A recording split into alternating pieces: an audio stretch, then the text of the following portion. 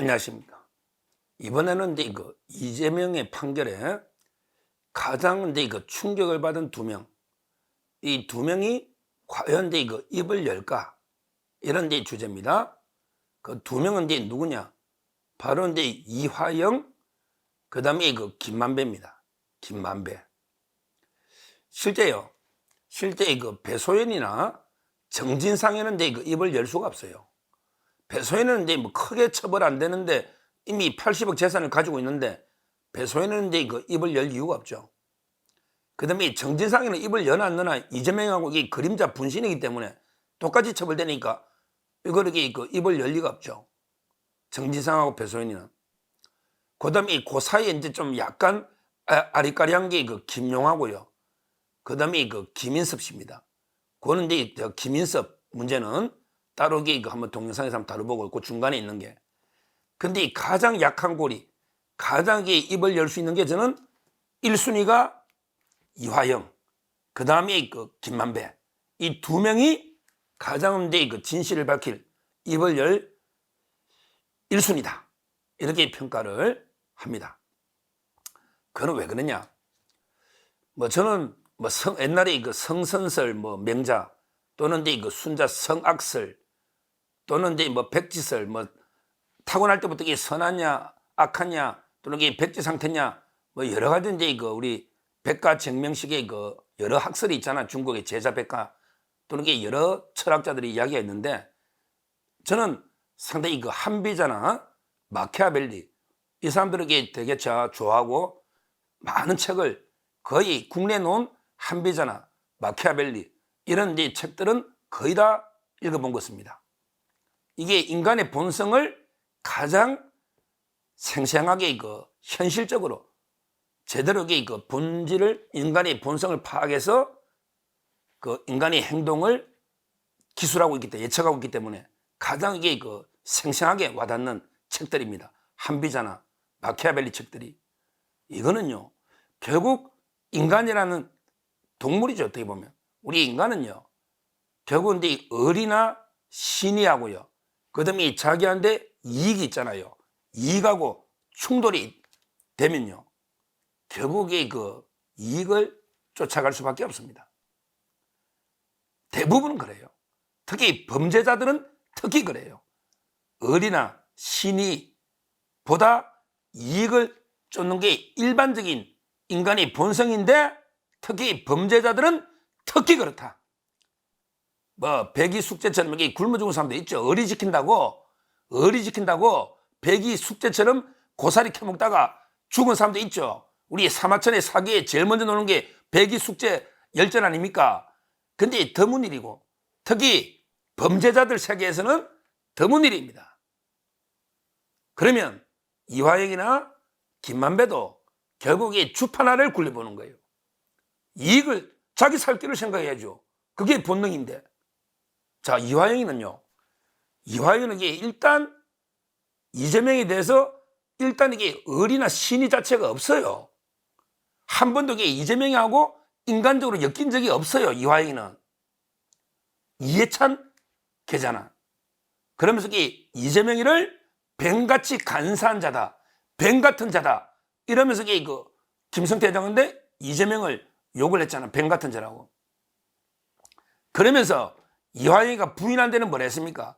나는 예수님처럼 이재명의 죄를 대신 뒤집어 쓰고 있다. 이렇게 보고 있는 거예요. 저 이재명이가 뱀 같은 자인데 내가 이게 이재명의 죄를 지금 대속애가 대신 뒤집어 쓰고 있어. 이런 게 억울함에 완전히 이화영이는 그 감정 뿌릴 겁니다. 근데 그래서 이화영이가 이게 3번 가까이 2번인지 3번인지 다툼이 있지만 2~3번 검찰에 이미 자백을 했잖아요. 이재명이가 보고했다. 이재명이가 방북 대가 내가 보고했다. 2번 보고했다. 통화도 했다. 김성태 자기 자백을 했잖아요. 근데 갑자기 부인이 백정화 씨가 당신 정신 차려 이라고요. 그 다음에 김형태 변호사가 몰래 녹음까지 하면서 몰래인지 아닌지 교도소에서 녹음한 건 불법이죠. 불법 녹음까지 하면서 김형태가 와가지고 이게 이화영이를 해유했잖아요.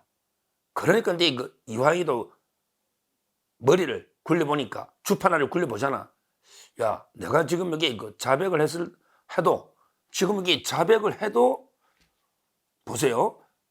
이재명한테 보고 왔다고 자백을 해도 이미 내 범죄, 내 개인 범죄가 9년 6개월이 받았잖아. 신진우. 그 다음에 5억 3천에 또 추가가 떴으니까 그게 5년은 놀 거 아니에요. 그러니까 내가 이게 이재명한테 보고했다 해도 이미 두 개가 한 10몇 년 놀 텐데 이래가는 게 내가 살 수가 없다. 차라리 이재명이를 보호해줘가지고 대통령이 되면 사면해주면 그날 이게 한 3, 4년 고생하면 안 나가겠나? 이렇게 주판화를 굴린 거예요. 그런데 이재명이가 어제 판결로 대통령 출마 자격 자체가 저는 없다 봅니다. 날라갔다 봅니다. 그러면 그 이화영 입장에서는 이재명이한테 기대했더니 대통령 출마도 못하면 그러면 이게 어떻게 할까요? 만약에 이번에 지금 재판하고 있는 거 신진우 부장 1심 재판하고 있는 거에 그 기피 신청을 해놨거든요. 기피 신청해놓은 게 물론 이제 뭐 기각되겠죠. 통상적인 절차에 따라. 그러면 이게 옆에 부가 판단합니다. 신진우한테 기피 신청을 이화영이가 또 했단 말이야. 그러면 이게 그 옆에 부가 판단하고 고등법원 대법원까지 가는데 할 때 중요한 거는 이번에 이화영이가 이재명한테 보고했다는 걸 만약에 그 자백을 안 하면 근데 이화영이 항소심은 11월 29일 날 선고하거든요. 수원 고등법원이 항소심은 11월 29일 날 선고했는데 그게 유죄가 됐다. 근데 이번에 이화영이가 추가 기소로 이제 대북 송금 800만 달러 왔는데 이재명한테 보고한 걸 안 하면 이게 자기 혼자 800만 불을 혼자 덤터기를 쓰는 거예요. 덤터기를. 그러면 이게 그걸로 10몇 년을 또 받아야 되는데 그러니까 이화영의 입장에서는 야, 내 혼자 그 10몇 년을 추가로 더 받아야 되나? 신준한테. 근데 내가 이재명이한테 보고했다고 하면 나는 심부름밖에 안 했으니까 이거는 이재명이가 15년 받지. 나는 내 안 때린단 말이야. 징역 10몇 년이 왔다 갔다 하는 이런 게 순간에 이재명이가 대선으로 물 건너가 버렸다. 아마 그 신진우 부장이 본격 심리할 때는 내년이거든. 그러면 그 이재명 재판 뭐 내년 초쯤 되면 그 항소심 끝날 거고요. 내년 상반기 중에 대법원까지 끝날 가능성이 있어요. 그러면 이재명이 끝나버리면 이화영 입장에서는 희망이 없잖아. 의리를 지킬 이유도 없지. 내가 10년을 더 받을 이유가 없지. 왜? 이재명한테 보고했다면 이재명이 10몇 년이지 나는 실무자인데 그 최소한 북한 보낸 부분은 깎인단 말이야. 거의 안 받는단 말이야. 개인 뇌물 받은 거는 받아야 되는데 그것도 전부 이재명이 선거를 위해 썼다. 이래버리면 또 이게 깎인단 말이야. 이재명이가 많이 받겠지. 그러면 이런 생각이 교도소에서 하루에도 솔직히 거짓말 안 하고 하루에도 한 100번, 200번 많이 바뀔 겁니다. 저 이재명이가 뱀같이 간사한 자인데 내가 의리를 지키가 10몇 년을 더 해가 할 거냐? 근데 그럴 이유가 없잖아요. 희망이 없어지면. 그러니까요. 결국 저는 가장 약한 고리가 이화영이라고 보는 게 왜 그러냐면 이화영이가 이재명에 대해서 이미 뱀같이 간사한 자라고 의리가 없고 그리고 이제 그 신뢰관계가 원래부터 없었고 이익관계로 묶였는데 대통령이 되면 이제 풀려나려고 생각하고 있었는데 이재명이 대통령이 물 건너가면 그러면 이게 가장 먼저 불어가지고 자기 형량을 줄이야 되잖아. 나도 평생 살 수는 없잖아. 그러면 이게 안에 있을 때 모든 걸 다 밝히면 그래 모든 걸 다 밝히면 내가 받은 돈만큼만 내 책임질게. 그러면 이게 한 4, 5년 살면 되지 뭐. 다 나머지는 이재명 거니까 오히려 이게 없는 것까지 이재명 떠넘깁니다. 이게 사람 심리야. 오히려 이화영이가 지가 받아 지가 쓴 돈까지 이재명을 위해 썼다고 떠벌리는 거 이게 사람 심리입니다. 제가 변호사 30년 하면서 이런 걸 수없이 봤습니다. 없는 죄까지 뜨는 게요. 한번 이게 보십시오. 이재명하고 이화영이가 나중에 진실 게임을 어떻게 싸우는지 한번 이게 지켜보시면 될 겁니다. 하여튼간에 저는 이재명이 끝장나면서 가장 마음이 흔들릴 게 이화영이고 고려 11월 29일 날 재판이 기점이 될 것이다. 이렇게 분석을 하고요. 한 명 더 있죠? 두 번째 김만배 씨. 김만배는요. 제가 이제 잘 알잖아. 저만큼 이게 김만배 씨하고 우리 우파 쪽의 변호사 중에 대화해 본 사람 없을 겁니다.